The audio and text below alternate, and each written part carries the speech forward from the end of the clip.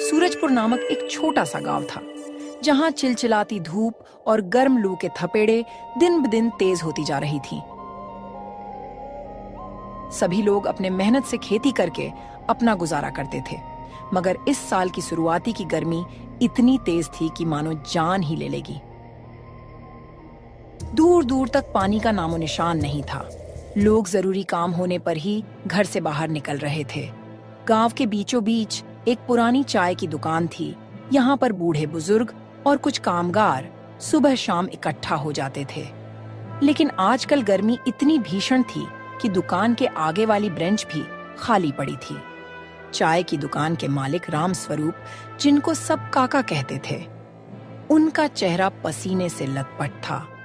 काका को गर्मी का बहुत अनुभव था, लेकिन इतनी भयंकर लू उन्होंने बहुत कम ही देखा था। हे भगवान, आज तो सूर्यदेव आग उगल रहे हैं। लगता है जैसे आसमान से अंगारे बरस रहे हैं। पानी पी पी कर जीवन का गुजर हो रहा है। अब की बार तो गर्मी इतनी पड़ रही है कि जैसे जान ही चली जाए। हाँ काका, आप सच कह रहे हो। पिछले कई बरस में मैंने इतनी गर्मी नहीं झेली।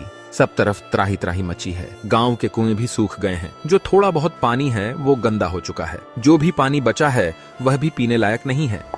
उसी वक्त वहाँ से एक नंदू नाम का आदमी वहाँ से गुजरता है।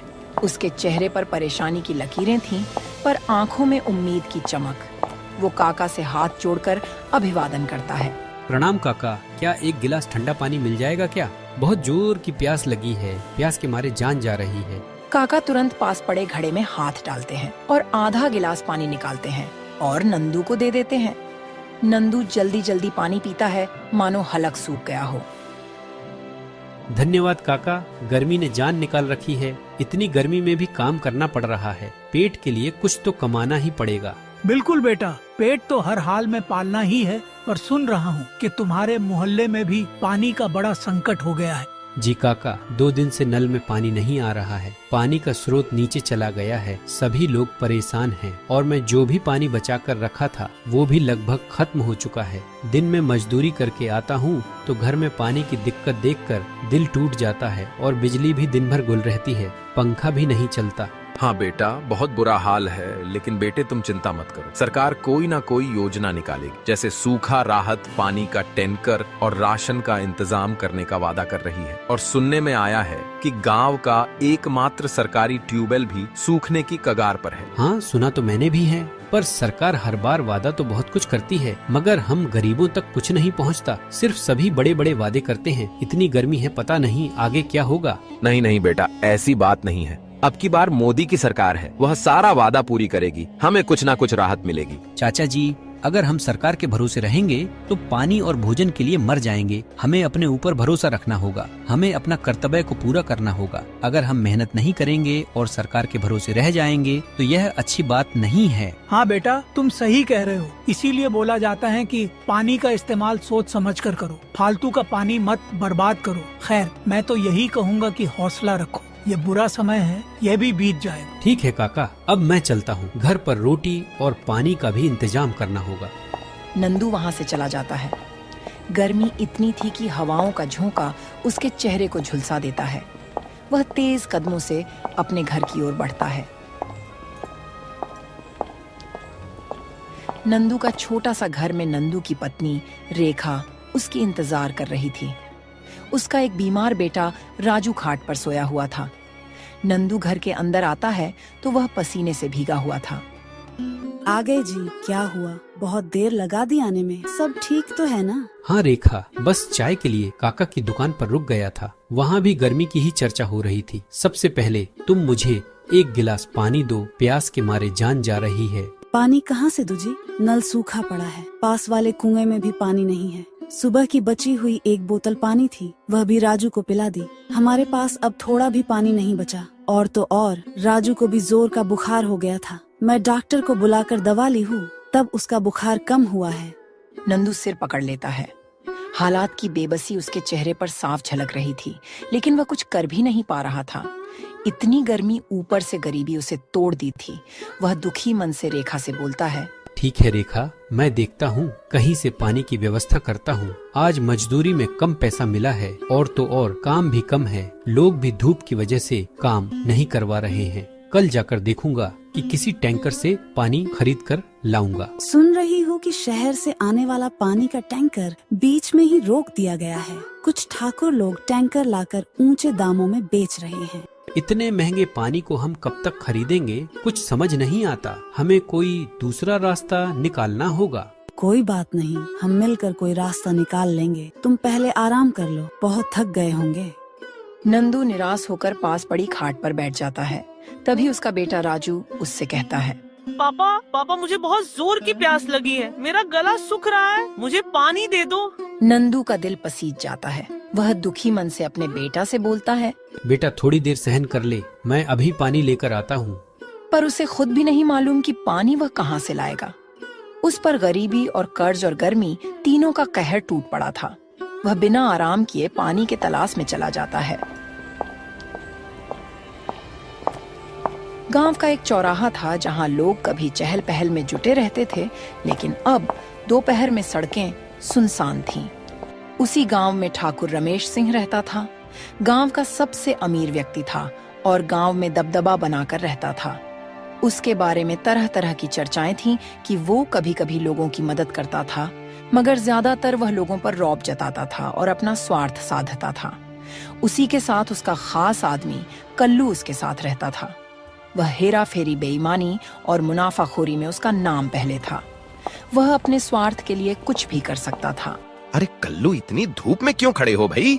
ठाकुर साहब, बस आपका ही इंतजार कर रहा था। सुना है कि पानी की बड़ी दिक्कत चल रही है। मैं सोच रहा था किसी तरह टैंकर का इंतजाम करके कुछ पैसा कमाया जाए। हाँ, ये गर्मी तो बहुत लंबी चलने वाली है। मैंने भी शहर से बात की है। कुछ सरकारी सप्लाई रुक गई है और कुछ हम इधर उधर करा रहे हैं। अगर तुम चाहो तो मेरे जानने वाले से टैंकर बुलवा कर पानी बेच सकते हो। थोड़ा मुनाफा हमारा, थोड़ा तुम्हारा। जी ठाकुर साहब, मैं तो तैयार हूँ, बस आप इशारा कीजिए। तुम चिंता मत करो, शाम को मेरे घर आना, तब तक मैं सारा जुगाड़ कर दूंगा।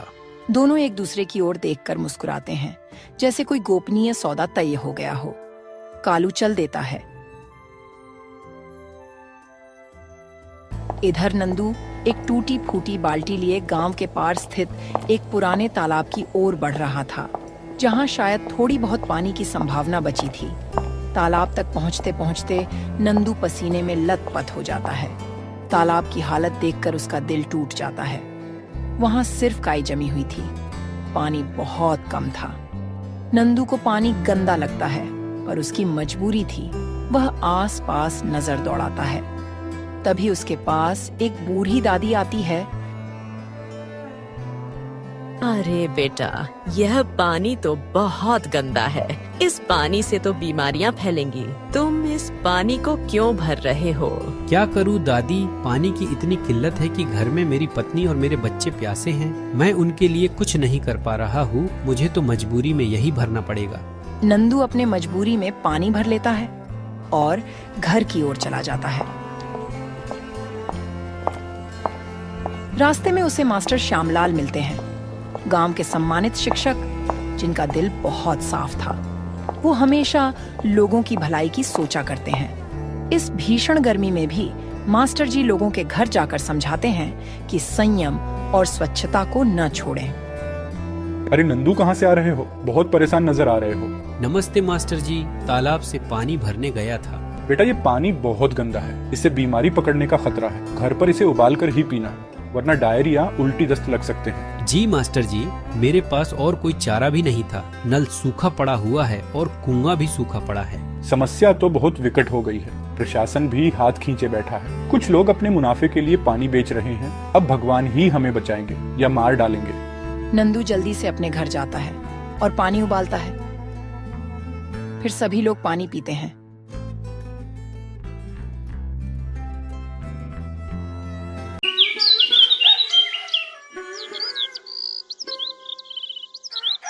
फिर अगली सुबह नंदू के घर में खाने के लिए कुछ भी नहीं बचा था।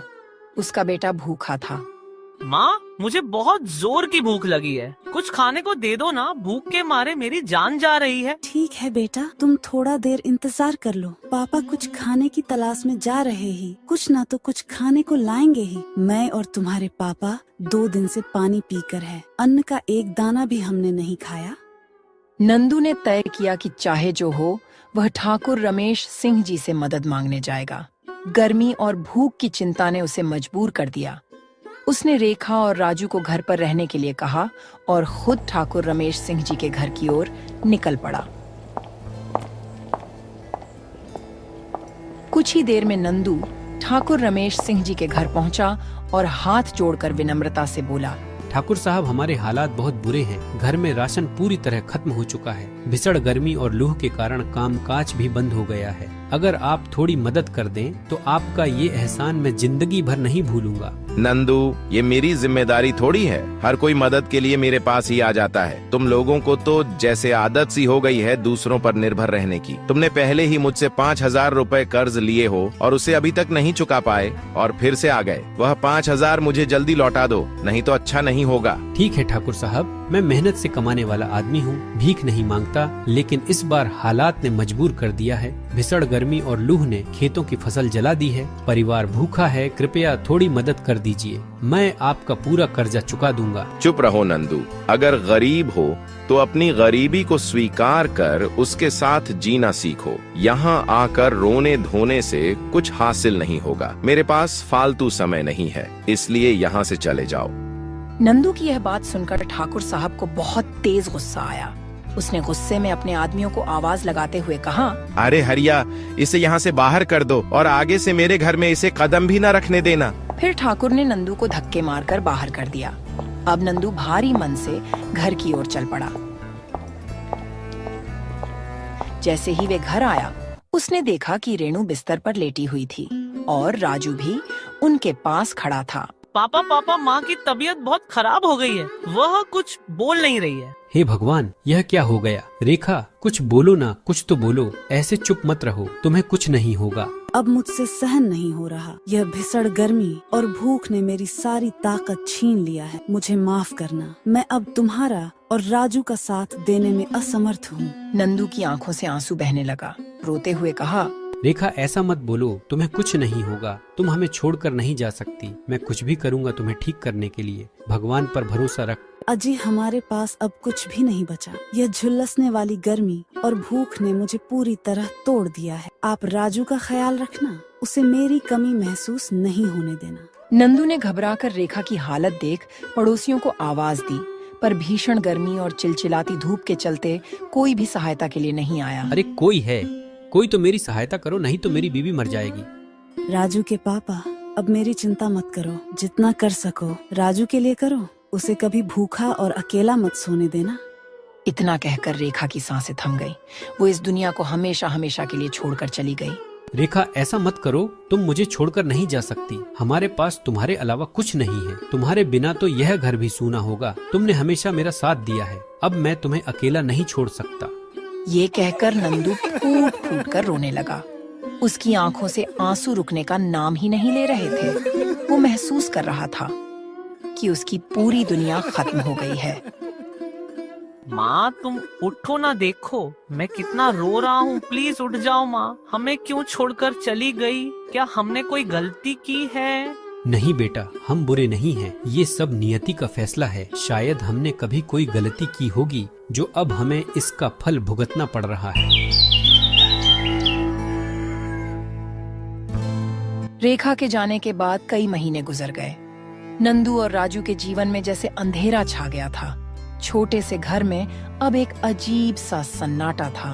पापा, माँ क्यों चली गई? हमें छोड़कर क्या हम उसे वापस नहीं ला सकते? बेटा, तुम्हारी माँ ने हमें नहीं छोड़ा, वह ऊपर से हमें देख रही है। अब हमें और मेहनत करनी होगी, क्योंकि तुम्हारी माँ चाहती थी कि हम कभी हार न माने। नंदू की आंखें ये कहते हुए फिर नम हो गईं, लेकिन भीतर ही भीतर वह खुद टूटता जा रहा था। इसी तरह कई दिन बीत गए। एक दिन सुबह नंदू अपनी घर के बाहर बैठा था। तभी गांव का ठाकुर रमेश सिंह अपने आदमियों के साथ वहां पहुंचा और बोला, नंदू, 7 महीने बीत चुके हैं। मेरा कर्ज अब तक नहीं चुका पाए हो। अगर जल्द ही पैसे नहीं दिए तो तुम्हारा घर और खेत दोनों नीलाम कर दूंगा। ठाकुर रमेश सिंह की बातें सुनकर नंदू का चेहरा चिंता से भर गया। उसके माथे पर लकीरें और गहरी हो गईं। उसने सिर झुकाते हुए कहा, ठाकुर साहब, मैं पूरी मेहनत कर रहा हूँ, लेकिन अभी तक पैसे नहीं जुटा पाया हूँ। मुझे थोड़ा और समय दे दीजिए। नंदू, बहाने बनाने से कुछ नहीं होगा। तुम्हारे पास केवल 10 दिन हैं। अगर इस समय में कर्ज नहीं चुकाया तो नतीजे भुगतने के लिए तैयार रहना।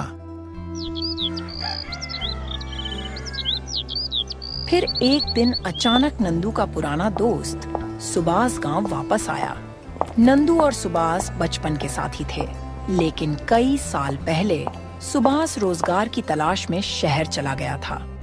अब वह काफी पैसे वाला हो चुका था। जब वह नंदू के घर पहुंचा तो उसने देखा कि नंदू गहरे चिंता में डूबा हुआ था। अरे नंदू, तू इतना परेशान क्यों है? क्या हुआ? कुछ परेशानी है क्या? फिर नंदू ने अपने दोस्त को सब कुछ बता दिया। ठाकुर रमेश सिंह के कर्ज और उसकी धमकी के बारे में सुनकर सुभाष का दिल पिघल गया।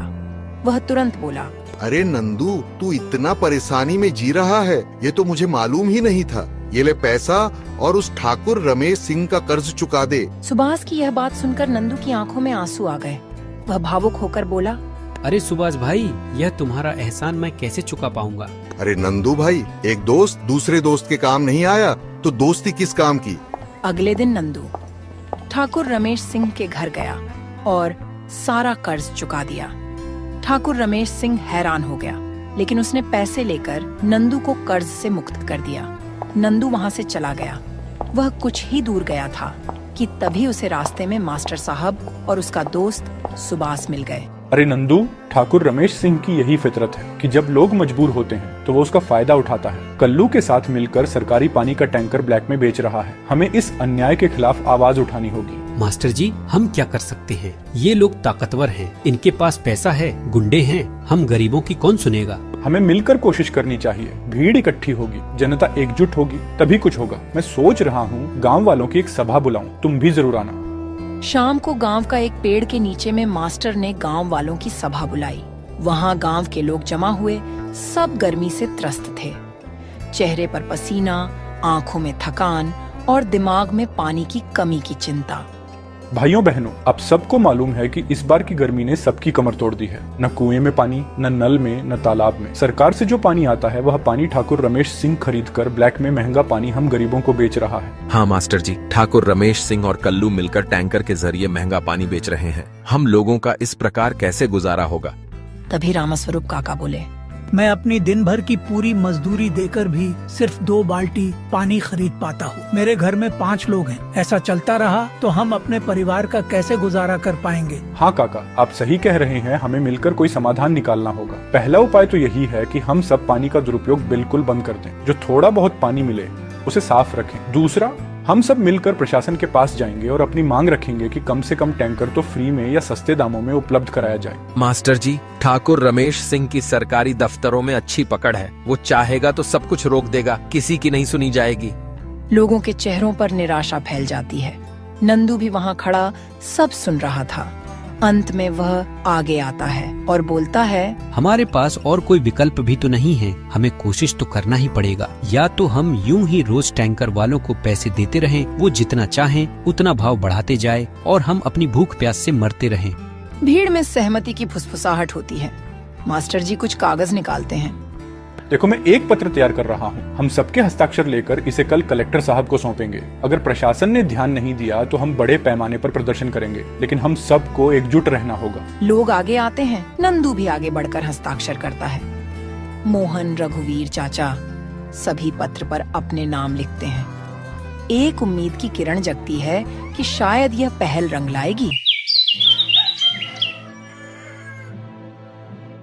अगले दिन सभी कलेक्टर ऑफिस पहुंचे। तब कलेक्टर साहब बोले, हाँ तो बताइए आप लोग की क्या समस्या है? मास्टर जी विस्तार से बताते हैं कि गांव घर में पानी नहीं है, बिजली की कटौती है, टैंकर भी महंगा बेचा जा रहा है। लोग बहुत परेशान हैं, बीमार पड़ रहे हैं। देखिए, इस साल बारिश हुई नहीं, भयंकर सूखा पड़ा है। हम भी कोशिश कर रहे हैं। सरकारी खजाना से आप लोगों के गाँव तो रोज 2 टैंकर फ्री पानी जाता है। क्या वह पानी आप लोगों को नहीं मिलता है? साहब, हमें पानी नहीं मिलता, हमारे गांव का एक अमीर आदमी ठाकुर रमेश सिंह रहता है। वह सारा सरकारी पानी को खरीदकर गांव वालों को ब्लैक में महंगे दामों में बेचता है। हम लोग उसके खिलाफ कई बार कंप्लेन की, फिर भी कोई सुनवाई नहीं हुआ। ठीक है, मैं देखता हूँ, उसके खिलाफ कार्रवाई होगी और उसे जेल में डाला जाएगा। मैं पूरी कोशिश करूंगा। आप लोग जाकर आराम से पानी का इंतजार कीजिए, मैं नगर परिषद से बात कर लूंगा। सभी लोग अपने अपने घर चले आए। फिर अगली सुबह को जब कल्लू और ठाकुर रमेश सिंह ने ब्लैक में पानी बेच रहे थे, तभी कुछ पुलिस वाले और एसडीएम साहब गांव में आकर ब्लैक में पानी बेचते हुए ठाकुर रमेश सिंह और कल्लू को पकड़ लेते हैं और उन्हें जेल में डाल देते हैं। इधर गांव के लोग पानी पाकर बहुत खुश हुए। अब उनकी पानी की दिक्कत खत्म हो गई थी और सभी लोग खुशी खुशी अपना जीवन बिताने लगते हैं। शिवपुर नाम का एक छोटा सा गांव था। यहाँ के लोग सालों से अपने शांत माहौल, अच्छे और सीधे साधे सरल जीवन शैली के लिए जाने जाते थे। लेकिन बीते कुछ समय में इस क्षेत्र में मौसम का मिजाज तेजी से बदलने लगा था। गर्मी असहनीय होती जा रही थी और फसलें सूखने लगी थीं। सभी लोग गर्मी से बेहाल थे। फिर भी गांव के लोग एक दूसरे की मदद करते हुए जीवन चलाने की कोशिश करते। उसी गांव के कुछ दूरी पर पहाड़ी क्षेत्र में एक प्राचीन गुफा था, जहां एक वृद्ध साधु रहा करते थे। उनके बारे में कहा जाता था कि वे इंद्रियों पर नियंत्रण रखने वाले बड़े ही दयालु और अनुभवी साधु हैं। कुछ लोगों ने उन्हें साधु और कुछ ने फकीर भी समझा, लेकिन असल में वे एक व्यक्ति ही थे। उनका नाम महात्मा शिवानंद था, जो वर्षों से तपस्या कर रहे थे। वे अपने दिव्य तप से पहाड़ की उग्र जलवायु को भी सहन कर लेते थे। किंतु इस बार मौसम इतना विकराल रूप ले चुका था कि उनकी सहन शक्ति भी चूकने लगी थी। हे प्रभु, यह कैसी अग्नि परीक्षा है। मेरे शरीर की समस्त शक्ति मानो सूख सी गई है। इस भीषण गर्मी में भी मैंने सदा उपवास और साधना को ही अपना जीवन बना लिया है, पर अब शरीर जवाब दे रही है। गर्मी से साधु महाराज की हालत खराब होने लगी थी। गुफा के बाहरी हिस्से में सूरज की रोशनी इतनी तीव्र थी कि अगर कोई बाहर खड़ा होता तो कुछ ही देर में पसीने से लथपथ हो जाता। पहाड़ी इलाका में जो छोटे मोटे तालाब थे वह भी सूख चुके थे और वह पानी के बिना और भी तड़प रहे थे। ऐसे में साधु बाबा ने सोच लिया कि आज उनको किसी भी तरह गांव जाकर लोगों से सहायता लेना ही पड़ेगा। गुफा में अब और रुकना जीवन के लिए खतरा हो सकता है। सुबह का समय था, पर धूप इतनी तेज कि लगती थी कि मानो दोपहर हो गई है। साधु शिवानंद अपने शरीर को संभालते हुए धीरे धीरे पहाड़ से उतर रहे थे। उनकी चाल डगमग हो रही थी, कंठ सूख चुका था, पर मन में अभी भी उम्मीद थी कि गांव के लोग उनकी सहायता जरूर करेंगे। रास्ते में उन्हें एक चरवाहा मिलता है, जो अपनी भेड़ियों को पहाड़ पर चराने ले जा रहा था। अरे बाबा जी, आप इस भीषण गर्मी में कहाँ निकल कर जा रहे हैं? आपकी तबीयत तो ठीक है ना? हे बेटा, मुझे कुछ पानी की आवश्यकता है। बहुत कष्ट में हूँ। क्या तुम्हारे पास पानी है? चरवाहा असमंजस में पड़ जाता है। उसके पास भी सिर्फ एक छोटा सा पानी का मशक था, जो पूरे दिन उसके लिए काफी मुश्किल से चलता था। कुछ क्षण सोचने के बाद वह थोड़ा पानी साधु को दे देता है। बाबा, मेरे पास ज्यादा पानी नहीं है, पर जो है वह आपको दे रहा हूँ। आप गांव पहुँचे तो और लोगों से भी मदद मांग लेना। साधु को थोड़ी राहत मिलती है। उन्हें इस चरवाहे में उम्मीद की किरण दिखती है। साधु उसे आशीर्वाद देकर आगे बढ़ जाते हैं। जब साधु गांव के पास पहुंचते हैं तो देखते हैं कि गांव के पास में ही एक ही कुआं था, जो अब लगभग सूख सा गया था। गांव के लोग दिन भर उसका पानी निकालकर अपने अपने काम में लगा लेते थे। साधु शिवानंद जब गांव में दाखिल हुए तो सबसे पहले उन्हें तेज धूप ने इतना तपन दिया कि उनके गर्दन पर चमकती पसीने की बूंदें झलक आईं। गांव की गलियों से गुजरते हुए वे देखते हैं कि अधिकतर मकान मिट्टी के बने थे। कुछ बैल बेचैन होकर तड़फड़ा रहे थे। थोड़ी दूर जाने पर साधु को कुछ लोग दिखाई देते हैं, जो मिलकर एक सूखे तालाब की तलहटी साफ कर रहे थे। अरे शंभू भाई, लगता है ये गर्मी हमारी जान लेकर ही मानेगी। इतनी गर्मी, ऊपर से गर्म हवा शरीर को जला दे रही है। हाँ, तुम सही कह रहे हो, पर हम कर भी क्या सकते हैं? गांव में सभी परेशान हैं। अब तो कुआं का पानी भी खत्म होने वाला है। अगर पानी खत्म हो गया तो हम सब पानी के बिना तड़प तड़प कर मर जाएंगे। हे भक्तों, क्या कोई मेरी सहायता कर सकता है? मुझे पानी की अत्यंत आवश्यकता है, और यदि कुछ छाया या विश्राम का स्थान मिल जाए तो मैं आपका आभारी रहूंगा। ग्रामीणों ने उन्हें देखा, पर कोई खास उत्सुकता नहीं दिखाई। उन्हें लगा कि यह कोई साधु या भिक्षुक होगा जो भीख मांगने आया है। बाबा, अपने लिए पानी जुटाना इस समय हमारे लिए भी मुश्किल हो रहा है। हम खुद यहाँ सूखे तालाब की सफाई कर रहे हैं ताकि बरसात आए तो पानी संग्रहित कर सकें। ऐसा नहीं है कि हमारे पास कोई भंडार है जिसे हम लुटा दें। मैं समझ सकता हूँ बेटा, पर मेरी दशा बहुत दयनीय है। मैं पहाड़ से नीचे आया हूँ, गुफा में रहता था। अब इस अत्यधिक गर्मी के कारण मेरा शरीर साथ नहीं दे रहा। सिर्फ कुछ घूंट पानी और थोड़ा विश्राम दे दो। साधु महाराज को इतना कहने पर भी कोई उनको एक गिलास पानी तक नहीं दिया। फिर वह आगे बढ़ते हैं।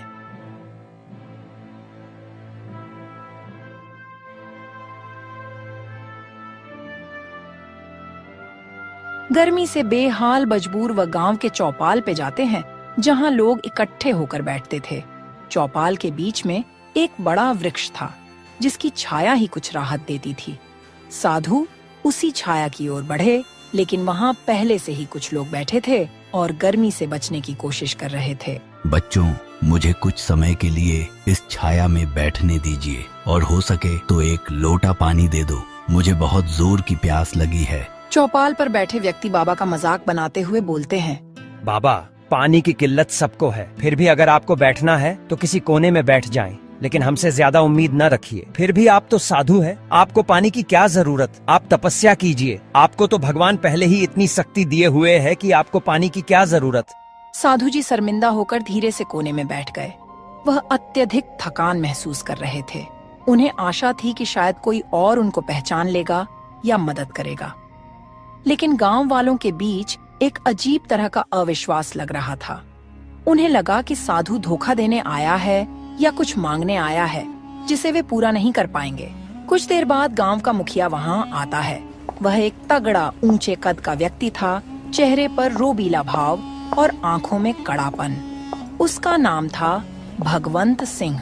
साधु, मैंने सुना है कि आप गुफा में रहते हैं और अब गांव में आकर मदद मांग रहे हैं। यह गांव कोई आश्रम नहीं है कि यहाँ साधु संतों का निशुल्क पालन पोषण होगा। जिस प्रकार हम अपने परिश्रम से जीवन चलाते हैं, वैसे ही आपको भी कोई उपाय ढूंढना होगा। साधु जी ने असहायता से उसकी ओर देखे और कमजोर आवाज में बोले, बेटा, मैंने जीवन भर तपस्या की है, किसी से मांगा नहीं, पर आज तन की कमजोरी मुझे कमजोर कर रही है। क्या इस संसार में करुणा नाम की कोई चीज नहीं बची? कुछ लोगों में हलचल हुई, पर अधिकांश ने मुखिया के क्रूर स्वभाव को देखते हुए कुछ कहने की हिम्मत नहीं की। गांव में कई परिवार थे जो पहले काफी मेहमान नवाज माने जाते थे, पर आजकल पानी और भोजन की कमी ने सबको कठोर बना दिया था। बारिश न होने से फसलें सूख चुकी थीं, कुएं का पानी भी कम हो चुका था और नदियां कहीं दूर सूख चुकी थीं। जीने के लिए लोग दिन रात संघर्ष कर रहे थे। घर के अंदर एक बुजुर्ग महिला अपनी पोता को पंखा डोला रही थी। उसे तेज बुखार था। साधु जब गांव में घूम घूम कर लोगों से मदद मांग रहे थे, तब उन्हें कई मकानों से क्रूर भाषा का प्रयोग मिला। कुछ जगहों पर मना कर दिया गया,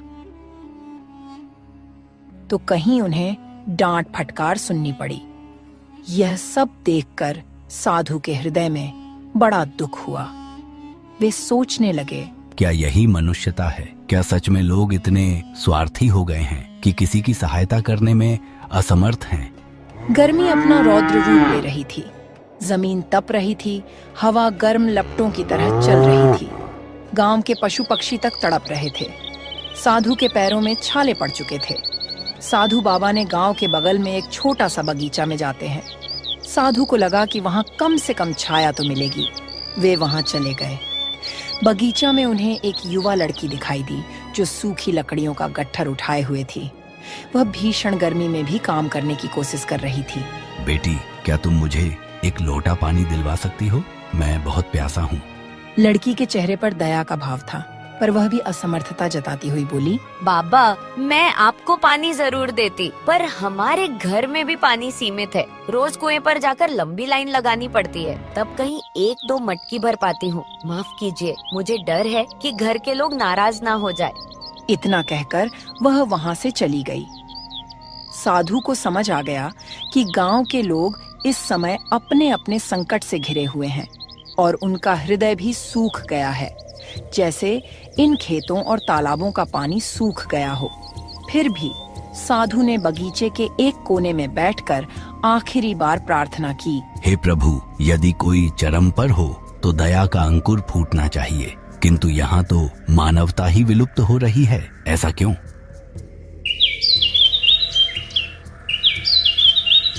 अगले कुछ दिन साधु के लिए कठिन साबित हुए। उन्हें पर्याप्त भोजन तो दूर, पीने को पानी तक नहीं मिला। तेज गर्मी में उनका शरीर ह्रास की ओर बढ़ रहा था। एक दिन दोपहर को जब सूरज आसमान के ठीक ऊपर था और किरणें मानो आग बरसा रही थीं, तब साधु बेहोश होकर गिर पड़े। गांव वाले इकट्ठा हुए, लेकिन उस वक्त भी उनमें कोई उत्साह या करुणा नहीं थी। मुखिया भगवंत सिंह भी पहुंचा और साधु को देखते ही बोला, इन्हें उठाकर छाया में कर दो, नहीं तो ये मर जाएंगे तो आगे और झंझट खड़ी हो जाएगी। अरे छोड़ो ना, मर भी गए तो क्या फर्क पड़ेगा, एक साधु ही तो है। हम सबको अपनी रोजी रोटी और पानी का जुगाड़ करना है, इनके लिए कौन वक्त बर्बाद करे। चलो चलो भाई, अपने अपने काम में लग जाओ। कुछ ही देर में साधु को थोड़ा होश आया। उन्होंने धीमी सी सांस ली और बोलने की कोशिश की, लेकिन शब्द उनके कंठ में अटक गए। साधु को लगा कि अब उनका अंत समय आ गया है। कमजोरी इतनी बढ़ चुकी थी कि उनका शरीर कांप रहा था। उनकी आंखों से आंसू बह निकले। वह धीमी आवाज में भगवान को याद करते हुए बोले, हे राम, मैं अपने अंतिम क्षण में इन लोगों को अपनी ओर से क्षमा देना चाहता हूँ, लेकिन उनका हृदय इतना कठोर हो चुका है कि मैं चाहकर भी उन्हें क्षमा नहीं कर पा रहा। मेरे प्राण निकल रहे हैं, इसलिए मैं इन्हें श्राप देता हूँ कि इस गांव में दिन में इतनी भयानक गर्मी पड़ेगी कि लोग आग में झुलसेंगे और रात में इतनी भीषण सर्दी हो कि लोगों की हड्डियां कांप उठे। यही नहीं, यह चरम मौसम इनके जीवन में भय और बीमारी लाएगा जब तक ये लोग मानवता का पाठ न सीखें। इतना कहकर साधु ने अपने प्राण त्याग दिए। गांव वाले हक्के बक्के रह गए। कुछ को इस श्राप पर हंसी आई तो कुछ लोग निराश हुए। अरे भाई, यह मृतक साधु का श्राप कहाँ लगेगा? सब ढोंग ढकोसला है। चलो चलो, अपने काम में लग जाओ। यहाँ अपना टाइम खराब करने से क्या फायदा? साधु था, मर गया।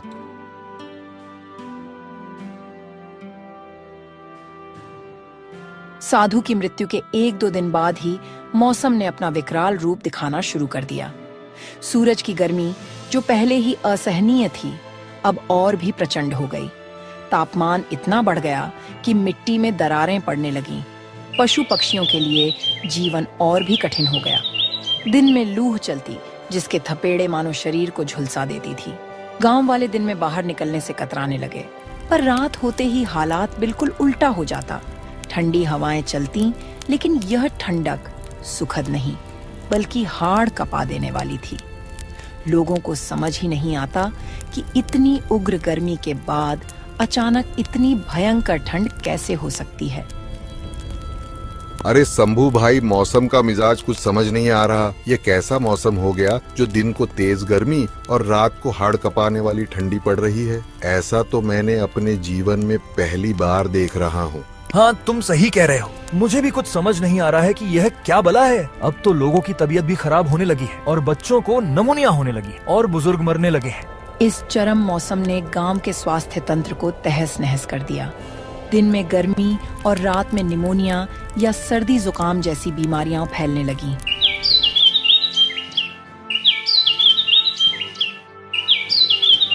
मुखिया भगवंत सिंह ने महसूस किया, हालात हाथ से निकल रहे हैं। दिन के समय कोई खेतों में काम नहीं कर पा रहा, फसलें जल रही हैं, पशु मर रहे हैं, पीने का पानी कम हो रहा है और रात में लोग कांप कांप कर सो नहीं पा रहे। बीमारियां फैल रही हैं, बच्चे बुखार से तप रहे हैं और बूढ़े मर रहे हैं। यह एक मुसीबत है। मुझे इस पर जल्दी कोई फैसला लेना होगा।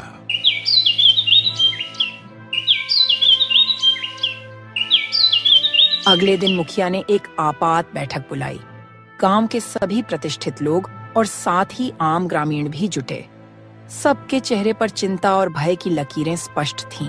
यह स्थिति अब बर्दाश्त से बाहर हो रही है। दिन में हम जलते हैं, रात में ठिठुरते हैं। गांव के कई बच्चे और बुजुर्ग बीमार पड़ चुके हैं। अगर यह ऐसे ही चलता रहा तो हमारा गांव उजड़ जाएगा। मुझे लगता है कि यह सब उस साधु के श्राप का नतीजा है। भीड़ में हलचल हुई। कुछ लोग पहले मानने को तैयार नहीं थे कि श्राप जैसी कोई चीज होती है। अरे मुखिया जी, आप भी क्या उस मामूली साधु के श्राप के चक्कर में पड़े हैं? श्राप नाम का कोई चीज नहीं होती। यह सब ढकोसला होता है लोगों को डराने के लिए।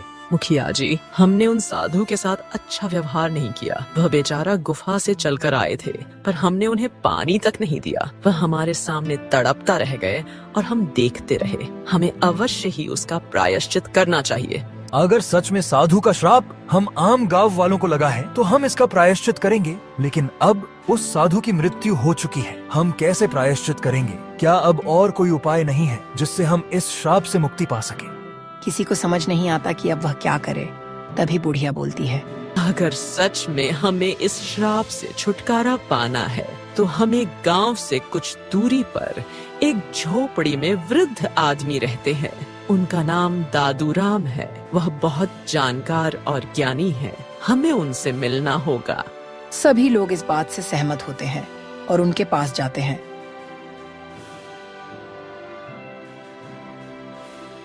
वहां जाकर उनको सारी बात बताते हैं। तब दादूराम बोलते हैं, बेटा, मैं उस साधु बाबा को जानता था। वर्षों से सुना था कि वे अपनी तपस्या से अनेक लोगों को लाभ पहुंचा चुके थे। उनका मन सदा शांत और दयालु था। उनके श्राप का कारण तुम्हारी क्रूरता है। अगर तुम लोग उस क्रूरता का प्रायश्चित करना चाहते हो तो हमें सबसे पहले उनके पार्थिव शरीर को ढूंढकर उनका विधिवत अंतिम संस्कार करना होगा। सुनने में आया है कि वह बगीचा में ही अपने प्राण त्याग दिए थे। लोग उनके बात से सहमत हुए। हाँ, यही उचित होगा। लेकिन क्या इससे सचमुच श्राप समाप्त हो जाएगा? श्राप तभी समाप्त होगा जब हमारी हृदय से मनुष्यत्व लौट आएगा। हमें दयालु और परोपकारी बनना होगा। दूसरों की मदद करने की शपथ लेनी होगी। तभी उनका अशांत आत्मा को शांति मिलेगी और हो सकता है कि परमात्मा हमारी सहायता करे।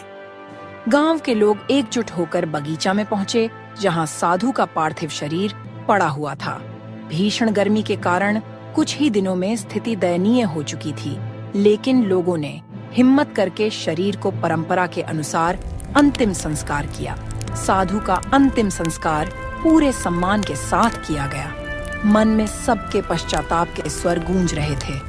मुखिया अब बाबा से हाथ जोड़कर प्रार्थना किया, हे बाबा, हमें क्षमा करो। हमने आपके साथ जो दुर्व्यवहार किया उसके लिए हम सभी दोषी हैं। अब हम वचन देते हैं कि किसी भी जरूरतमंद को कभी निराश नहीं करेंगे। अगले कुछ दिनों में मौसम में थोड़ा बदलाव दिखने लगा। दोपहर की लू अब भी थी, लेकिन पहले जैसी भयानक नहीं। रातों की सर्दी भी कुछ कम हो गई। हालांकि अभी भी लोगों को सावधानी बरतनी पड़ती थी। इस प्रकार गर्मी का श्राप न सिर्फ एक घटना बनकर रह गया, बल्कि आने वाली पीढ़ियों के लिए एक सीख भी बन गया। इस कहानी से हमें यह संदेश ग्रहण करना चाहिए कि आवश्यकता पड़ने पर किसी भी असहाय की सहायता अवश्य करनी चाहिए।